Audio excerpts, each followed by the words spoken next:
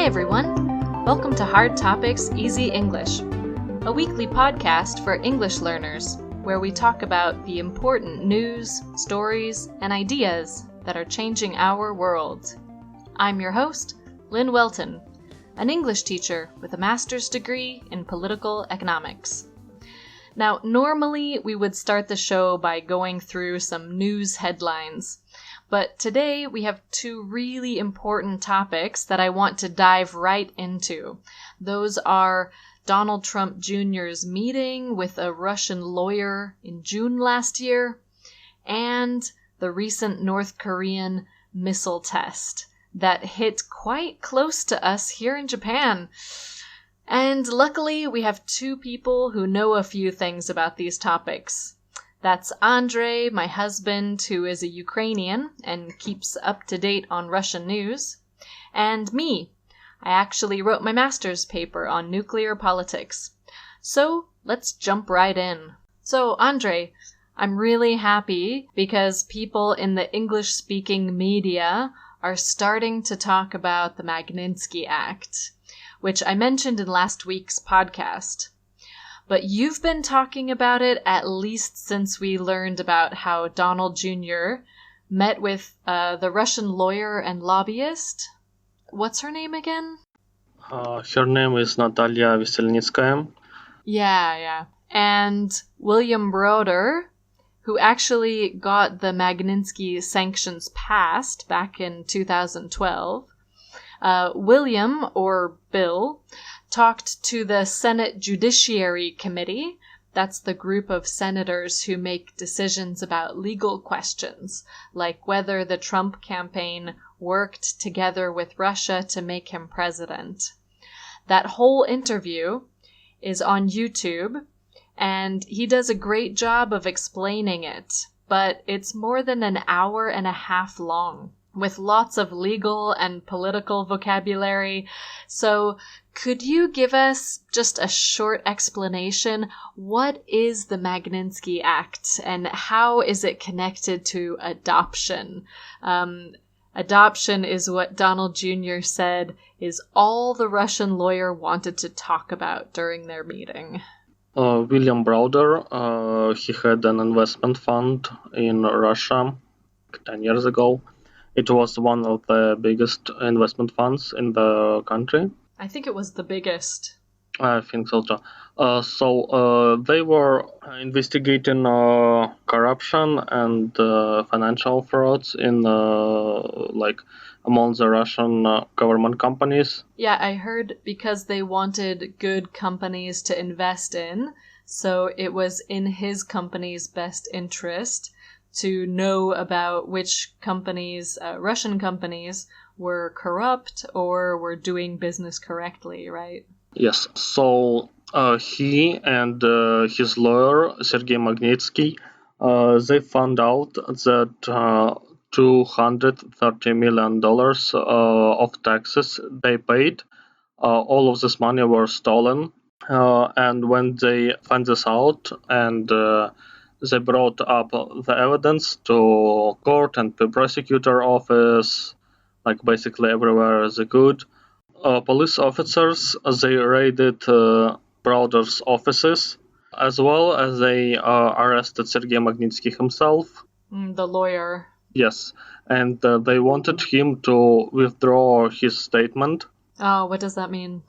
It means they want him to cancel it, basically. Oh, to say, it wasn't true, there's no corruption. Yes.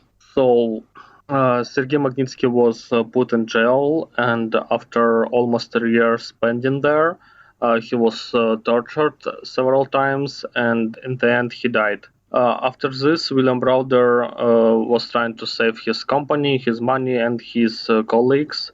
He left Russia and transferred everything to United Kingdom, and he talked to Congress about human rights violation and money stolen schemes.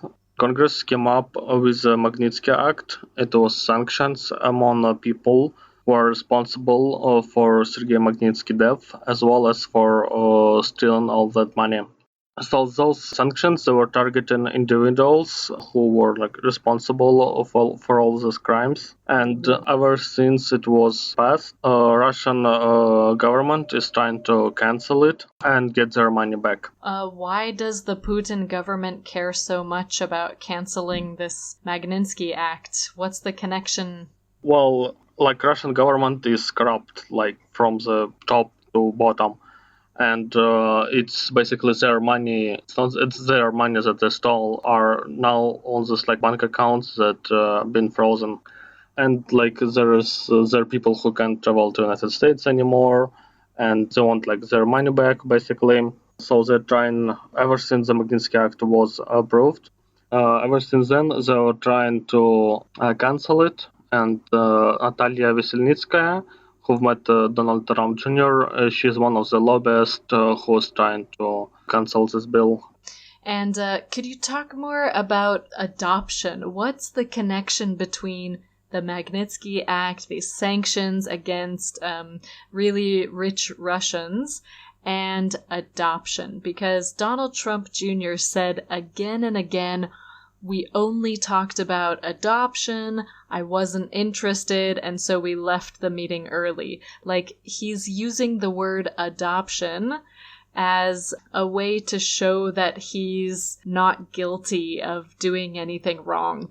So after Magnitsky Act passed, Russian government wanted to pass some countermeasures. So they came up with the idea of banning several people from the United States and also from Latin American families to adopt Russian orphans. As an excuse for this bill, they use a situation with child whose name is Dima Yakovlev. It was a baby that was adopted by American family, and 3 months after this child died because its parents forget him in the car, and the weather was really warm. So the baby died, and Russian media use this as an excuse to forbid American families from adopting Russian orphans ever again. And they were talking about this story for a pretty long time in media to get people's support. Yeah, we didn't hear anything about that in the English-speaking media. That was not a big story. But it sounds like in Russia it went on for a long time. Like they used this really sad death. Yes, that's pretty much how it was. So whenever somebody is saying that we discussed with Russian officials canceling this adoption law, that what actually they mean is they're talking about Magnitsky Act, because it was like countermeasures, and Russian will only cancel this law if Magnitsky Act will be cancelled as well. But we don't really know what happened at this meeting, right? All we know is the Russian lawyer, what's her name again? Natalia Veselnitskaya. Yeah, thank you. Okay, so she organized this meeting to try to give some information that might make Hillary Clinton look bad. This is back during the presidential campaign. And so they had this meeting, and it seems like if they're asking for a really big favor, canceling the Magnitsky Act or weakening the Magnitsky Act, we don't really know exactly what they talked about. But if she's asking for this big favor, she must have been offering something really big in return. So we can assume that it was something that might get Donald Trump elected, or at least something that would really hurt the Hillary Clinton campaign, right? Right, but like so far we don't know anything specific, so your guess is as good as mine. Has Donald Trump done anything that looks like maybe he's paying Putin back for some favors he might have done during the election to help Trump win? I'm thinking about Rex Tillerson. Well, Rex Tillerson has a history with Russian oil companies. They were working together successfully, and he got like a friendship medal reward. Yeah, he got it from Putin personally.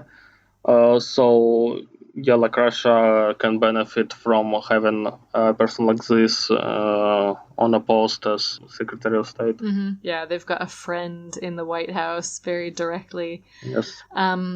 So is there anything else that looks like maybe it was payback for some favors? Well, payback or not, but like because this money that was stolen, those tax returns That were stolen from William Broder's company? from Texas, basically.